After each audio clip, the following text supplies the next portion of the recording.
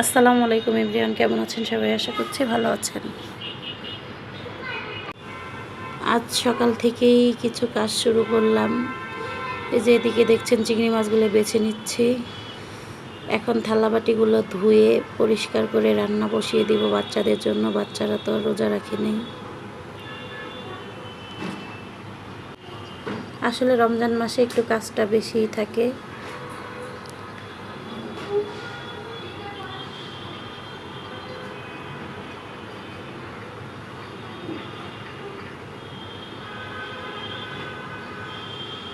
আমাদের ভিডিওগুলো আপনাদের কাছে কেমন লাগে কমেন্ট করে জানিয়ে যাবেন। এই থালাবাটিগুলো ধোয়া শেষ হয়ে গিয়েছে। এখন মাছগুলো ভালো করে ধুয়ে নিব।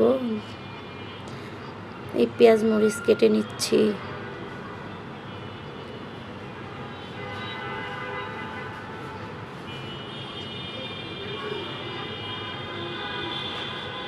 কাটা হয়ে গেলে রান্নাটা বসিয়ে দিব।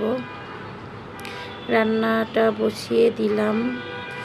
আগে পেঁয়াজগুলো দিয়ে দিয়েছি, পরে চিংড়ি মাছগুলো দিয়ে দিয়েছি, পরে এক এক করে হলুদের গুঁড়ো, মরিচের গুঁড়ো, ধনিয়া গুঁড়ো, জিরার গুঁড়ো দিয়ে ভালো করে নেড়ে চেড়ে নিব। এরপরে অল্প পরিমাণ টমেটো দিয়ে দিব।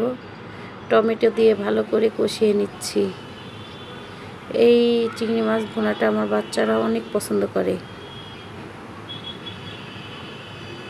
এদিকে ভাতও হয়ে গিয়েছে, চিংড়ি মাছটাও হয়ে গিয়েছে। এখন তুলে নিচ্ছি। ঘরেরও কিছু কাজ করে নিচ্ছি। বিছানা গুছিয়ে নিলাম, জামা কাপড় ধুবো, ওয়াশিং মেশিনে দিয়ে দিয়েছি। আমাদের ভিডিওটি ভালো লেগে থাকলে লাইক, কমেন্ট, শেয়ার করে আমাদের পাশে থাকবেন।